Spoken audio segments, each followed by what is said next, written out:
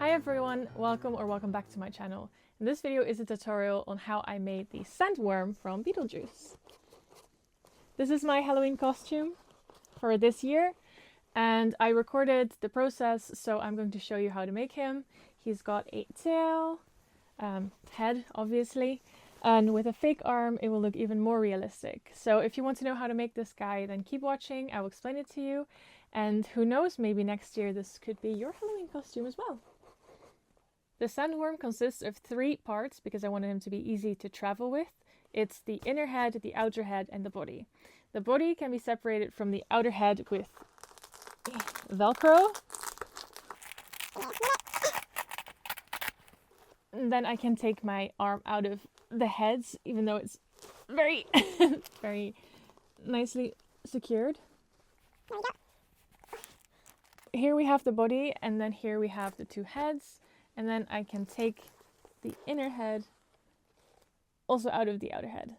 So the sandworm consists of the inner head, the outer head, and the body that I'm still wearing. The first thing I made for the sandworm were the outer head and the inner head, and these are basically made the exact same way. So I'm just going to show you how I did that. The way I created these heads is very similar to how I created all of the other puppets on my channel as well. I'm not going to go into too much detail on how I made these because I did that for my 0 tutorial from 2 years ago. So if you want to know in detail how I did this, then go over there. But I am going to explain you a little bit how I did this. I'll explain to you how to make the patterns, but if you don't feel like making them yourself, you can use mine.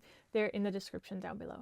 The first thing I do when creating patterns is to create the basic shape out of newspapers. So I grab a few newspapers, I make them into little balls, and then I tape them together with some painter's tape.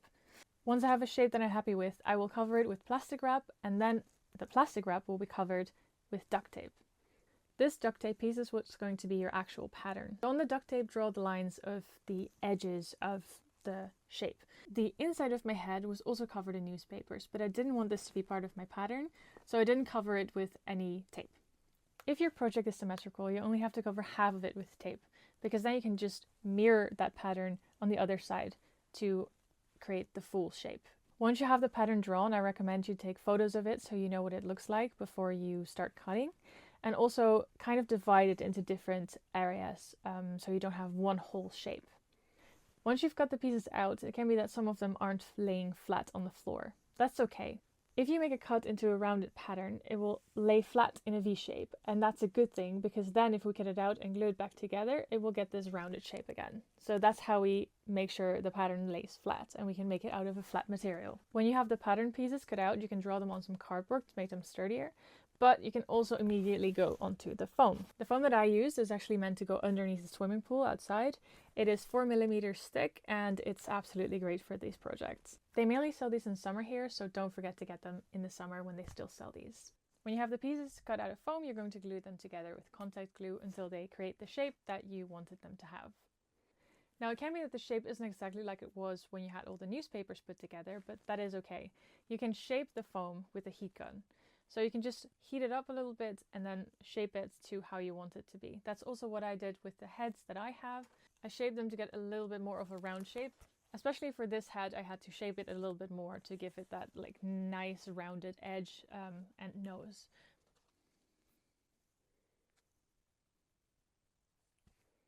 Now if you can find white foam, it's probably even better because this character is white, but you can also paint the foam white. I painted mine afterwards and I had to use a lot of paint to actually get it white, so I recommend doing it before you do all the next steps. When you've glued the foam pieces together, you should have one full big head and 2 pieces for the smaller head. The 2 pieces for the smaller head will be connected with cardboard on the inside. I used 3 pieces of cardboard, one at the top, one at the bottom, and here one in the middle. But you could also just use 2 pieces. I just wanted the mouth to always stay open and not really close that much, because that's how he usually looks in the pictures. To find the right shape for the cardboard, I just basically placed this on top of it, traced around it, and then cut that out and kind of fit it inside. I had to cut it a little bit more, but that is really just fine. I'll show you what the inside looks like, and it looks very ugly, but here you can see that it's the top part of the cardboard, the bottom, and then the middle part, and they are secured with duct tape because that works best. I put these in here, which is where you put your fingers through, to move the head up and down, and I also have one in the bottom for my thumb here. These pieces are glued down with hot glue, but then I also put some tape over it just to be sure that they were definitely secure. But that's basically what the inside looks like, and that's also what is inside of here. The next step is covering the foam shape in fabric. For this step, I recommend you use a stretchy fabric. That's also what I did. I found this at the fabric market, but it's great to use. As you can see, it stretches every direction. You need a fabric that stretches every direction because we're going to cover the head with this fabric and we don't want any creases to show up anywhere. I glued the fabric down to the foam shape with fabric stiffener, and that will make the shape a whole lot sturdier, which is exactly what we want. Because the fabric is 4-way stretch, you can stretch it every direction to kind of get rid of all the creases. But if you have some, don't worry. I had some here around the nose area, but you're not going to see it because it's being covered with clay and with more fabric. I did this step for the big and the small head. Once the fabric stiffener was dry, I added another layer of fabric stiffener on top to make sure it was extra sturdy. I tried making my own fabric stiffener with cornstarch and water, which worked perfectly at that moment, but because I had to paint on top of that later, it actually diluted back into the paint and ended up not doing anything. So I would recommend just using fabric stiffener with some kind of glue inside of it to make sure it doesn't dilute with other water anymore.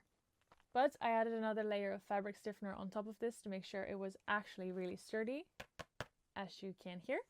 And then I painted on top of this. Fabric soaks up a lot of paint, and because I used a fabric stiffener that can be diluted in water, everything soaked up all the paint, and I had to use a lot of paint to get it to look white. I use spray paint, I use normal paint, I use so many layers of paint, so that's why I recommend you actually paint it before putting the fabric on, because then it already has this base color and you don't really have to paint it anymore afterwards. When I had a good coat of white and the paint was dry, I went on to make the inside of the mouth. I recommend making the inside of the mouth also of white fabric, but not 4-way stretch, just a non-stretch fabric. I did use 4-way stretch and I regret that, so don't do that.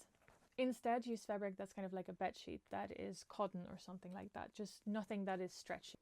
To create this effect, I cut a really big sheet of fabric and then gave it a coat of fabric stiffener and then kind of scrunched it together in several places so it had this kind of inside of mouth look to it.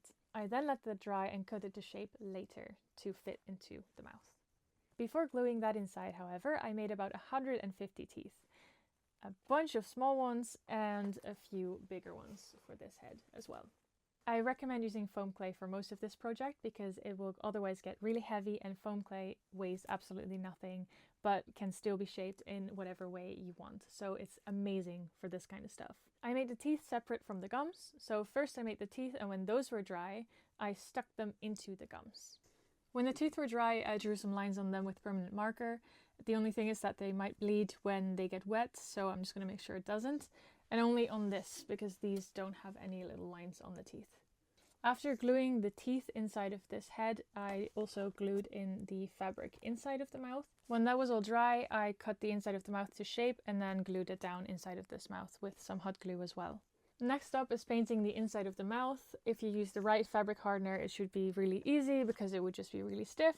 If you're not like me, all of the fabric will just turn into just normal fabric again, and it will take a lot of fabric to get it in one color. But otherwise you should be good. Acrylic paint usually dries matte, but as you can see when I hold this in the light, it's actually kind of shimmery. And that is because I added a glossy varnish on top. Now this glossy varnish will make your costume go from nice to awesome.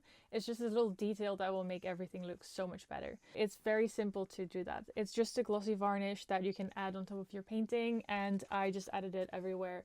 On the inside of the mouth, also on the outside of the gums and the teeth, and also for the big guy here as well. The eyes for the inner head are made of cabochons, I believe they're called. So they're basically these things. And I painted the inside with nail polish. The first thing you paint on the inside of the cabochons is the first thing you're going to see when you look at these. So I made a little stencil to paint the pupil in last. And then I painted all of the eye with nail polish. You could also use acrylic paint for these. I just like the shine that nail polish gives.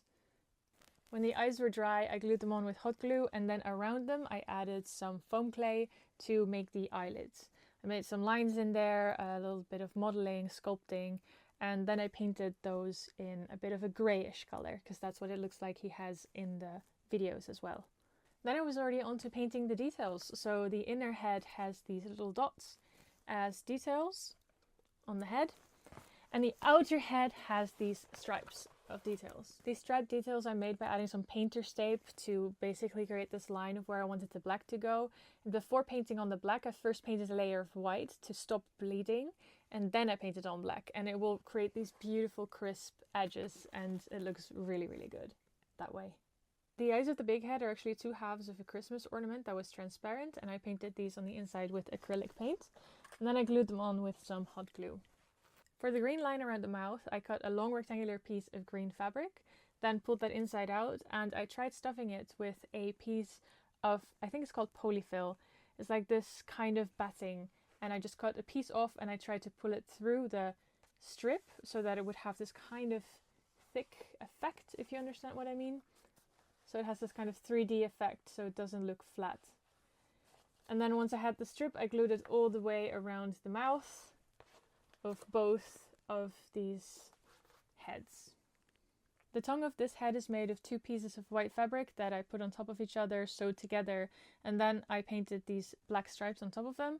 Then I also added some stuffing in here. I put some wire in the tongue as well so that I could put it in a nice shape, and then I also poked a hole in the cardboard in the back, and then that is where I bent the wire and glued it down with some hot glue. I don't know if it's gonna focus, you're not really able to see it, but that is where it's glued down. The last details for the outer head are these shadows that are around the eye and the mouth, and I made these just brushing on some eyeshadow. I also did it here around the black lines, the black stripes, and around the green that is going everywhere around, and that is really making this look a lot better than it did before as well. The opening for this outer head was quite big for my wrist, so every time I would put it on, it would kind of droop down like this. So to prevent this, I glued a bunch of foam on the inside. As you can see, it looks very, very nicely done. And now I can actually put my hand through here, and I will show you. It will sit nicely. Now my hand will sit exactly where I want it to, in the middle, instead of it like drooping down like that. If you have the same problem as I did, try fitting some foam around it while you're wearing it. Then carefully try to remove your arm and just glue all the foam down. It doesn't have to look good because it's going to be hidden by the body and by the other head, but it's going to make a ton of difference. Now that we've got the heads out of the way, let's talk about the body. See where you want your head to blend into the body and draw that line on the head. After drawing the line, measure how long it is, and this will be the circumference of the beginning and most part of the body itself as well. For me, the circumference of the head was 41 centimeters, so the width of my fabric had to be 41 centimeters. The length of the fabric for me was 20 centimeters because I wanted different strips of black and white that I would then sew together into like a really big snake. So I had 5 black and 6 white rectangles of 41 by 20 centimeters. Once I had the rectangles cut out, I sewed them all together into a really big strip of just black and white. I sewed the edges together and ended up with a really long tube of just these black and white strips. But because the tail is kind of tapered, it's like smaller, I put it down. I drew a line of it going from a point to like a wider area, and that's also where I sewed it down. So eventually I made it go from wide to smaller until like you have this little point here in the end, if that makes sense. When you're sewing the body together, make sure you leave an opening for your arm where it should go in there. So I measured the length of my arm and then measured how far that was from the top down. And then I left quite a big opening because then later we're going to check if this opening is big enough or if it needs to be bigger. When you have the whole cone sewed together, try to fit this opening onto your arm. So at that point you should try and fit it and test if this opening is big enough for your shoulder. If not, you have to make it bigger, and if it's too big, you can make it smaller. But you're going to have to test that now and see also if it's long enough at the end or if the end needs to be longer or shorter. If you're happy with the size of the opening, measure the circumference of that opening, and that will be the sleeve that's going to go on the inside. Why do we want the sleeve on the inside of the body? Well, that's because otherwise our arm will be just inside of stuffing and filling, and that will not be comfortable. So we're adding a sleeve inside, and that's where we put our arm through. I think I talked about this in a video about my toothless puppet as well, but I'm going to see if I can explain it in a bit more detail here so you kind of understand what's going on there. So the sleeve that goes inside doesn't really matter what color it is, though I think I would have preferred to make it white, because now if it shows it will be green. But this is just like some fabric I had laying around, so I just wanted to use that and not buy new fabric for this. It doesn't matter if the sleeve is stretchy fabric or not, I don't really think so. I didn't use a stretchy fabric, but I think it would be fine either way. Now we know the circumference of the sleeve, so the width that it has to be, and the length will just be from your fingertips to your shoulder. I made mine a bit longer just to be safe, which is totally fine. You can keep this on, you can cut this off, but I wanted it to be too long instead of too short. That's always better. Once I had the sleeve cut and sewed it together, I sewed it to the inside of the worm so that it fit my arm through there and that my hand would end up on the other side. At this point we just have a very sad worm because it's not filled with anything, so let's change that. For the stuffing of the worm, I used some filling from old pillows. You can buy stuffing, but it's very expensive, and I find that a lot of thrift stores just sell plushies or pillows for very cheap, and you can cut those open and use them as stuffing. So I started stuffing it from the tail all the way up to the body, and at some point I also added wire inside so that I would be able to shape some areas. And I stopped adding filling up to the sleeve point. Up to here is filled with just a loose stuffing that is in plushies and pillows, and from this point onwards I filled it with something else. As you can probably see, the inside here is actually the batting that I talked about before. It is, I think, again called polyfill, but it's a very light batting, and it's just a sheet that is stuffing. So that's much nicer to use here, so your stuffing doesn't actually fall out of the body. To stuff this, I cut a really big sheet of this batting, and I rolled the sleeve inside of it. As you can see, the sleeve on the inside is rolled in the batting, which then also makes sure that it is stuffed all the way around. So when I wear it, you can see that I have stuffing all the way around, and it's not just like one hump here and nothing here. It is just filled everywhere around, and the stuffing can't fall out because it's from a big sheet that goes all the way down here. I didn't want to have the heads glued down to the body in case I wanted to change something about it, so instead I used Velcro to put them together. I sewed a strip of Velcro around the inside of the neck. This is the soft part of the Velcro, otherwise it might stick to the stuffing inside. And around the line that we've drawn before is where I glued down the other part of the Velcro, so the harder part, because there's no stuffing here that could stick to it. Gluing this down can be a little bit tricky, but if you make small cuts here and glue them down on top of each other, it should actually fit perfectly fine around the head. Then the last thing, and this whole thing is complete, is this fin that it has on the back of the head / body. The fin is made of some blue foam that I cut. Then I placed that on top of some black fabric and traced it. Then sewed around these edges, leaving the bottom open. And then I put the foam inside of this black fabric. To make sure that it would really stay upright, I also added some wire on both sides of the fin, and they are also in the inside of the body. So you can't see it on the outside. There is the fin, and these are the two pieces of wire that are keeping the fin upright. And to glue the fin down inside, I just made a slit here in the fabric and then glued it down with some hot glue so it didn't go anywhere. So yeah, it will just stay upright, which is perfect. The pattern for basically everything is included in the pattern that I have linked down below, so also the one for the fin and the tongue and everything. Now I will demonstrate how to put this on. So to wear this, obviously your arm has to go through the sleeve. So I will show you how I'm doing that.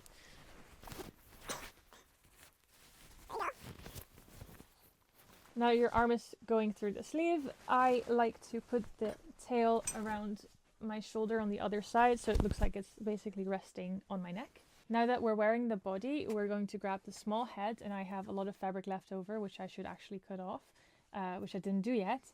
But basically I'm going to grab it by the fabric, grab the big head, and push the fabric through this opening here.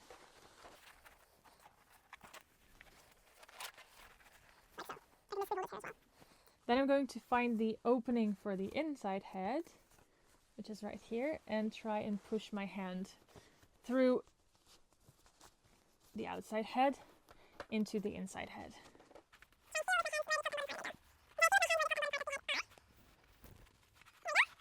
So now I have my hand inside of its head, and this looks a little bit weird. So let's fix this. This strap, like I said, I have to cut this off because now it's going to just cause a bulk here. So it's smart if you would cut this off. For now, I'm just gonna push this inside of the body, and then we're just going to Velcro attach the body to the head.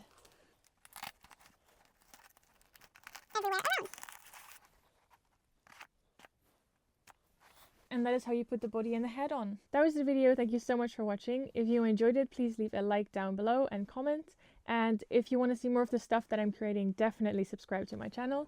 And I hope to see you very soon in my next video. Bye guys!